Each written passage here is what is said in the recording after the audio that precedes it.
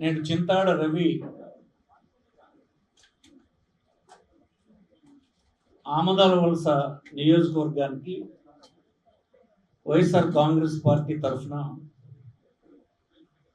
కోఆర్డినేటర్గా బాధ్యతలు నిర్వర్తిస్తున్నారు.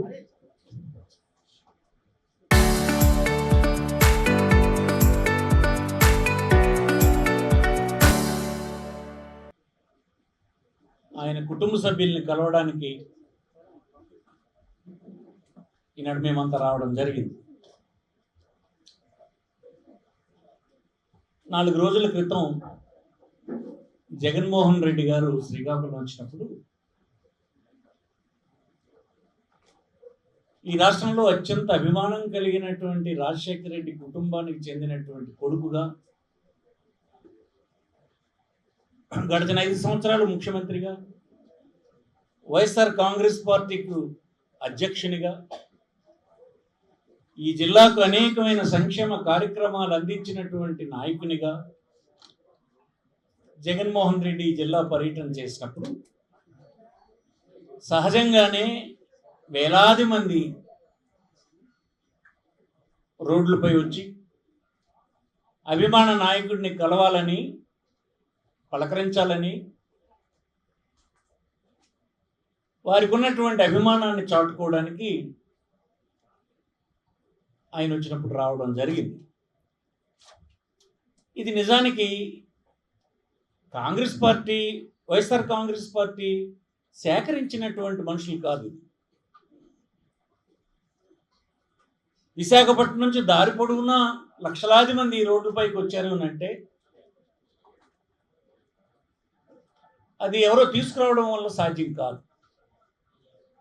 ప్రజాస్వామ్యంలో ఇలాగా వారికి సంబంధించినటువంటి నాయకులు వచ్చినప్పుడు ఎక్కువ మందో తక్కువ మందో ప్రతి వారికి కొంతమంది వస్తారు. జగన్మోహన్ రెడ్డికి ఈ రాష్ట్రంలో అత్యంత ఆదరణ కలిగినటువంటి నాయకుడు గనక, ప్రజలతో నేరుగా సంబంధాలు కలిగినటువంటి వ్యక్తి గనక,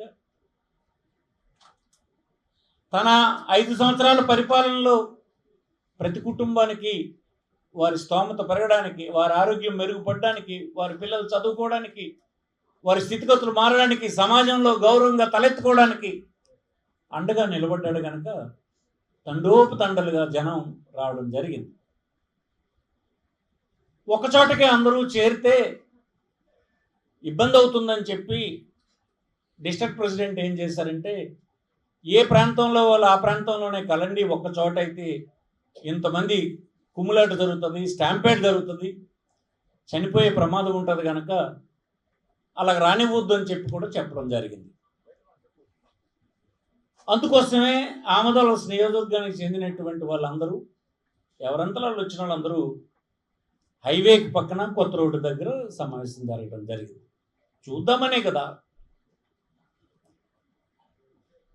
మరి అందరూ అక్కడ చేరినప్పుడు సహజంగానే నాయకుడు వచ్చినప్పుడు వారి సంతోషాన్ని వ్యక్తం చేసి చప్పట్లు కొడతారు, జేజేలు కొడతారు, వారి కృతజ్ఞత తెలియజేయడానికి ఏదో ఒక సౌండ్ చేస్తారు. దాన్ని సాకుగా చూపి, ఇక్కడికి జనం గుమిగూడినారన్నది సాకు చూపి, ఈ నియోజకవర్గంలో బాధ్యతలు నిర్వర్తిస్తున్నటువంటి చింతాడ రవిని, తనతో కలిసి పార్టీకి పనిచేస్తున్నటువంటి నాయకుల్ని ఒక 20 మందిని సుమారుగా, ఎన్ని సెక్షన్లు ఉన్నాయో, క్రిమినల్ కోడ్లో ఎన్ని సెక్షన్లు ఉన్నాయో అన్ని సెక్షన్లు పెట్టారు పోలీసులు. అయితే నేననేది ఇది పోలీసులు పెట్టిందా, ఇన్వెస్టిగేట్ చేసినటువంటి పోలీసులు పెట్టిందా? కాదు, ప్రభుత్వం పెట్టింది అని మీకు మనం చేస్తున్నాను. నేరుగా ప్రభుత్వంలో ఉన్నటువంటి మంత్రులు, ముఖ్యమంత్రి కార్యాలయం, లోకేష్ కార్యాలయం ఇన్స్ట్రక్షన్స్ ఇచ్చి కేసులు పెట్టించారు. ఎందుకు కారణం చేత? అక్కడ విధుల్లో ఉన్నటువంటి పోలీస్ అధికారులే ఇక్కడేమి జరగలేదని వాళ్ళు చెప్తుంటే మద్దతు చేసేస్తున్నారట, విధుల్ని అధిగమించేస్తే అక్కడ ఎందుకు ఉంటారండి? హైవే దగ్గర ఎందుకు ఉంటారు? విధులు అధిగమించుంటే జైలు దగ్గరకు వచ్చి ఉండేవాళ్ళు. అభిమాన నాయకుడిని చూడడానికి వచ్చినటువంటి వాళ్ళు. ప్రభుత్వాలు ఇలాగ ఎందుకు వ్యవహరిస్తాయనంటే, ఎన్నడైతే ప్రజల తాలూగా అభిమానాన్ని, విశ్వాసాన్ని కోల్పోతున్నామని ప్రభుత్వం ఎప్పుడైతే భావిస్తుందో,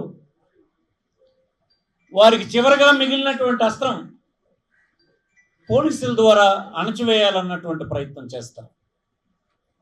ఈనాడు ఇక్కడ ఆంధ్రప్రదేశ్లో జరిగినా, అక్కడ శ్రీకాకుళంలో జరిగినా, రణస్థలంలో జరిగినా ఈ చర్య కారణం ఈ రాష్ట్రంలో ప్రజల అభిమానాన్ని తెలుగుదేశం ప్రభుత్వం, చంద్రబాబు నాయుడు ప్రభుత్వం కోల్పోవడమే కారణమని మీకు ఈ సందర్భంగా మనం చేస్తాం. ఎందుకు కోల్పోరండి? ఏం చెప్పావు నువ్వు? ఎన్నికలప్పుడు ఏం చెప్పావు? 10,000 ఇస్తున్నారా? 20,000 రాసుకో. 15,000 ఇస్తున్నారా? ఇంట్లోని ముగ్గురికి 15,000 రాసుకో. 5,000 వాలంటీర్కి ఇస్తున్నారా? 10,000 రాసుకో.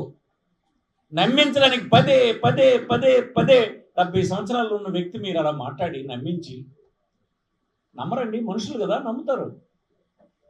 నమ్మినటువంటి వారికి అయిపోయిన వెంటనే ఇదంతా సాధ్యం కాదు, నేను ఊరకనే చెప్పాను అని అంటే నువ్వు మోసగించినావన్న అభిప్రాయం జనంలో ఉంది కనుక ఈనాడు నిన్ను పూర్తిగా వదిలేస్తాను. వదిలేస్తే మీరు ఎంచుకున్న ఆయుధం ఏంటంటే పోలీసులతో కేసులు పెట్టి జైల్లో పెట్టించాలని. మీరు ప్రపంచంలో ఎక్కడైనా చూడండి, జైల్లో పెట్టినటువంటి వ్యక్తులకి సమాజం మరింత సహకరించే పని చేస్తుంది, అభిమానం మరింత పెరిగిపోతుంది. ప్రజాస్వామ్యంలో ఆ జైల్లో పెట్టినటువంటి ప్రభుత్వాలకి పడగొట్టేదాకా ప్రజలు నిద్ర పట్టరని ఈ సందర్భంగా నేను మీకు మనం చేస్తాను. చూడండి, పోలీసులను ఉపయోగించిన ఏ ప్రభుత్వం అయినా ఎక్కడైనా నిలబడిందా? ఈనాడు లోకేష్ గారు, చంద్రబాబు గారు చాలా ఎక్కువ ఉపయోగించేస్తున్నారు పోలీసుని. ఐపీఎస్ అధికారులు పాపం చాలా ఇబ్బంది పడుతున్నారు వీళ్ళ వ్యవహారంతో.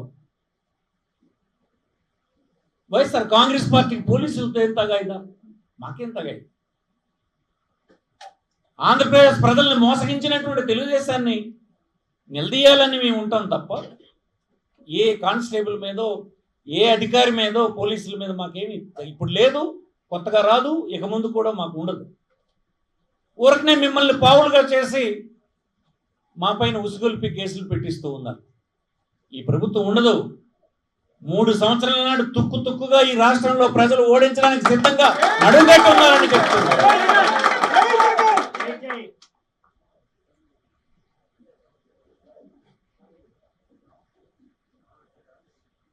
పూర్తిగా విశ్వాసాన్ని కోల్పోయింది.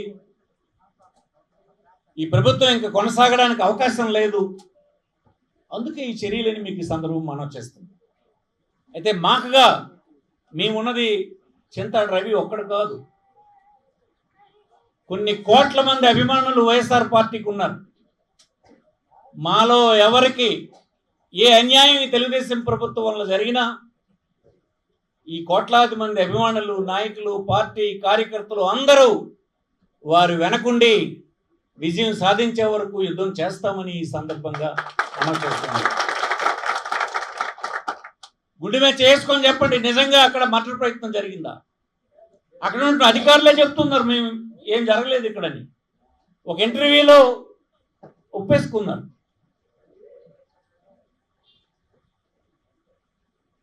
అంచేత మానుకోమని కోరుతున్నారు. మానుకోరా? మీరు మానుకున్నా మానుకోకపోయినా ప్రజలైతే మిమ్మల్ని వ్యతిరేకిస్తున్నారా అన్నది అర్థమైందా లేదా? 2 సంవత్సరాల్లోనే ఇంత పెద్ద ఎత్తున లక్షలాది మంది రోడ్ల మీదకి పిలవకుండా వచ్చారు అని అంటే దాని ఇండికేషన్ ఏంటి? మీరు సరిదిద్దుకుంటారా? ఇంకా ఇలాంటి చర్యలు చేస్తారు? ఇలాంటి చర్యల వల్ల ఎక్కడైనా మెరుగుపడుతుందా? సరిదిద్దుకోండి. మీరు చెప్పినటువంటి కార్యక్రమాలన్నీ అమలు చేయండి. మాట తప్పకుండా నిలబడండి. ప్రజల విశ్వాసాన్ని పొందండి. మా పార్టీ వాళ్ళందరినీ జైల్లో పెట్టి భయపెట్టి మీరు చేయాలనుకుంటే మరింత ఉద్యమం పెద్దదైపోతుంది తప్ప ఇది తగ్గదని నేను లోకేష్ హితో చెప్తున్నా. లోకేష్ వయసులో చిన్నవాడు, ఉండేలు దెబ్బలు ఎరగడు. ఉండేలు దెబ్బలు ఎలా ఉంటాయో 3 సంవత్సరాల తర్వాత మళ్ళీ ఆయన తెలుసుకోవాల్సి వస్తుంది. ఊరకనే ఇది ఎంత కొద్ది కాలం మాత్రమే. ప్రజాస్వామ్యంలో ఏ ఒక్కరూ శాశ్వతం కాదు. జ్ఞాపకం పెట్టుకోవాలని మనం చేస్తున్నాం. ఈనాడు పార్టీ శ్రేణులకు అన్నిటికీ మనం ఇవ్వబోతున్నటువంటి కార్యక్రమం, ఈనాడు కేసులు పెట్టినటువంటి వాళ్ళందరి తరఫున మన పార్టీ లీగల్ సెల్ పనిచేస్తుంది. పోలీసులు ప్రభుత్వం చెప్పిన మాట ప్రకారం కేసులు పెట్టించినంత మాత్రం కోర్టులో నీవేమి నిలవు, న్యాయ వ్యవస్థ ఏమి కళ్ళు మూసుకొని ఉండదు. ఇవన్నిటికీ తగిన పరిష్కారం మనకు న్యాయస్థానంలో దొరుకుతుంది. దానికి తగ్గ ఏర్పాట్లు అక్కడ పార్టీ న్యాయ విభాగం చేస్తుంది. అయితే పార్టీ ఏం చేయాలి ఇలాంటప్పుడు? పార్టీ ప్రతి ఒక్కడు గొంతిప్పాలి. ఇలాంటి సందర్భంలోనే మనం గొంతిప్పి మనమేమి యుద్ధం చేయక్కర్లే. ఇక్కడ జరుగుతున్నటువంటి అన్యాయాన్ని పక్కోడికి చెప్పండి. నిరసన తెలియజేయాల్సిన దగ్గర చేయెత్తి నిరసన తెలియజేసే పని చేయండి. గొంతు కలపండి. అన్ని గొంతుల శబ్దం వినిపించి ఈ ప్రభుత్వం కూలిపోయేదాకా అందరం కలిసి వర్క్ చేద్దామని, పనిచేద్దామని సందర్భం మనం చేస్తాం. ఇలా పార్టీకి సంబంధించిన 2 విషయాలు కృష్ణదాస్ గారు చెప్తారు. తర్వాత టైం టు టైం మీరేం వరి అవసరం పని లేదు. మీ అభిమానులందరూ మీ ఆవేదన అంత అర్థమైంది. తగిన నిర్ణయాలు మేము తీసుకుంటాం.